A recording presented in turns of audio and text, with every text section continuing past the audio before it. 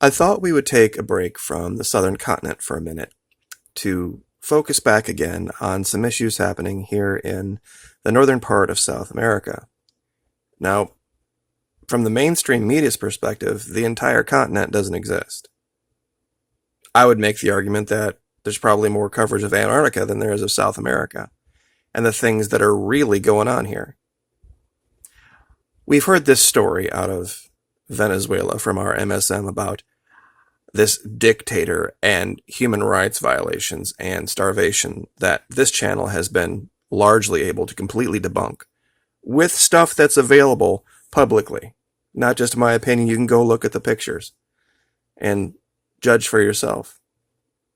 But one thing they don't tell you is everything that they've accused Venezuela of has existed in Colombia for decades at a level much, much higher. Most people probably, like I said, couldn't name 2 or 3 cities in Venezuela over the last 10 to 15 years, primarily because of the lack of corruption, the lack of drug trade, the lack of problems. But everybody knows where Medellin is, Cartagena is, Bogota is. The names are synonymous with the drug trade and human trafficking and corruption and violence and death. Yet they're the recipient of the money. Now, what's actually happening is they're restarting the economy down here, completely divorced from any influence from the US dollar. This Carnet de Patria is a card that Venezuelan citizens only can have, and it allows them to purchase things based on the Petro cryptocurrency that they have down here and their new currency, the Sovereign Bolivar, all completely, once again, divorced from the ups and downs and manipulations of the US dollar by some people and speculators. Not only are they doing this, they are encouraging, and this is a quote from the president of Venezuela, savings in gold. And down here, I just want to get the quote exactly right. Quote, I invite the workers, pensioners, and the Venezuelan family to join the Gold Savings Plan. It is possible to return to the culture of savings and family investment to increase finances through our gold. A lot of people don't know that Venezuela has the 4th largest gold mine in the world. It's one of the reasons that certain speculators and greedy people have targeted them for all of these lies, manipulations, and destruction. Now, strangely enough, we see this story here as well. That over on the other side of the planet, they're basically doing the same thing. And they're predicting here at some point that China might reach 20,000 tons of gold, and when they do, they'll be able to back their currency at the level the US used to be able to with its, and move the entire Asian region off of the dollar. If this happens, guys, there's going to be a crash here, and there's going to be no recovery. We're used to calling other places third world. It just won't work here. Without that bully dollar, petrodollar, our economy is worthless. And if South America decides to move away, they already have the Sucre. We're going to be between a rock and a hard place. Speaking of that issue in Colombia, though, I'm surprised this was even allowed. This was Adrian Alsama at Columbia Reports. And this talks here about how journalists have just given up and left Colombia. Freelance journalists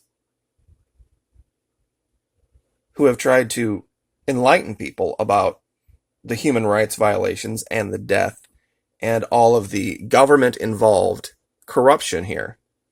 But you don't hear it. You hear all about Venezuela, but you don't hear about all of the massive problems, unless you come to this channel. Right next door, every country has problems. It's just that in this particular case, the U.S. has decided that Colombia gets $500 million of aid and no negative stories, and Venezuela gets sanctions, threatened military action, and destruction. It's literally picking winners and losers, and the countries are right next to each other. But you can read this on Columbia Reports.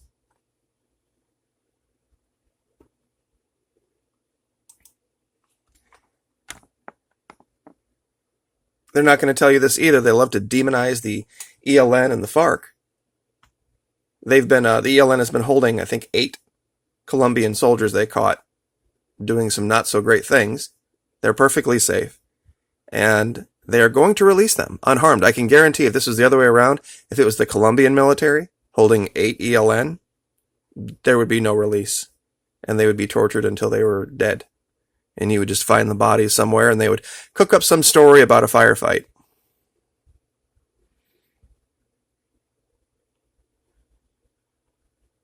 So this is what's going on right down on our border that the mainstream media will not tell you. An enormous shift is happening in the world. And we might be on the wrong side of it.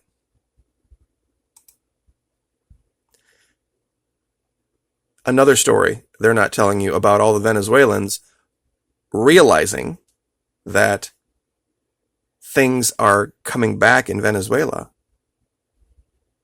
are trying to leave places like Peru, trying to leave places, Brazil. They don't want to tell you this story.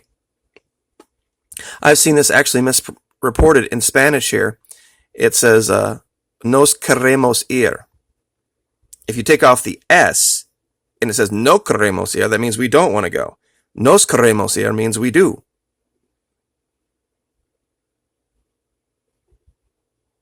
And they're here at the embassy saying we need to leave. We've already talked about others that have come back.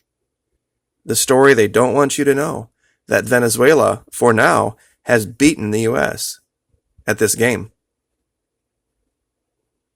Because it was going to be a matter of invading or not, and apparently, unless my information is different than what's actually going on, we're not going to. But on a final note, I haven't pissed people off in a long time, so I'm going to here. Now, if you weren't from Florida, you probably wouldn't know who this guy is. His name is Andrew Gillum. He's the mayor of Tallahassee and recently came out of nowhere to beat the presumptive frontrunner for the Democratic nomination for governor in this state. A giant shock to the left in Florida. This guy came out of nowhere, just like somebody else did in 2008.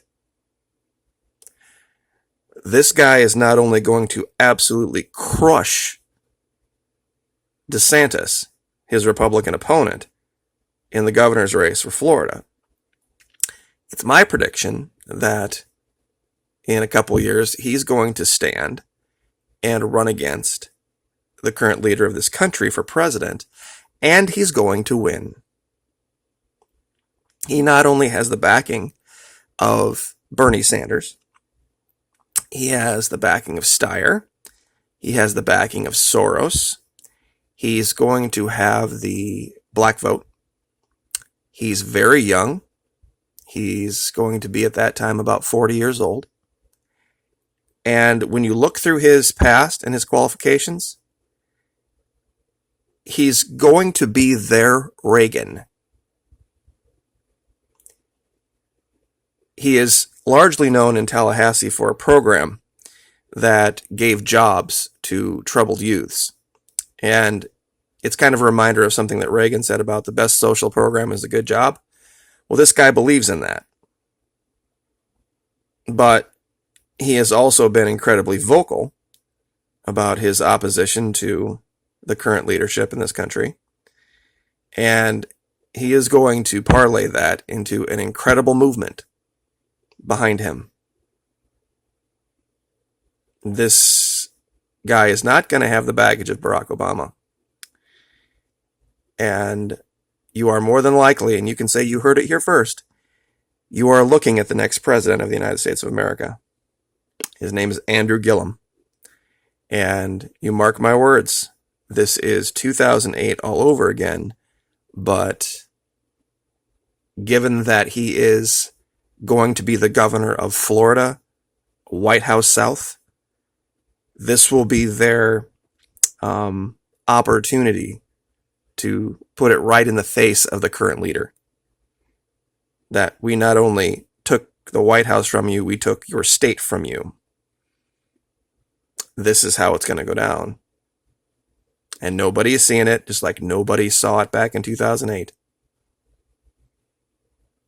There's a lot of things in this guy's resume that point to it. And he has the backing of all of the right people. So we will leave it there. You heard it here first. President Andrew Gillum 2020. Like, share, subscribe.